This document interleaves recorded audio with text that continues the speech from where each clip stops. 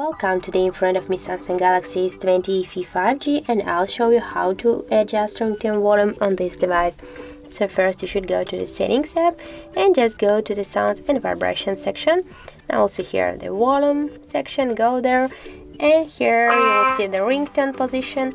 Just by swapping with your finger to the left or to the right side, you can change your ringtone volume. Also you can use your volume keys from the media, and right now, for example, we'll turn it on, and here you can just press with your finger on your volume buttons, or on the up and on the down. And also if you will go here to the three dots, you can also change your ringtone volume.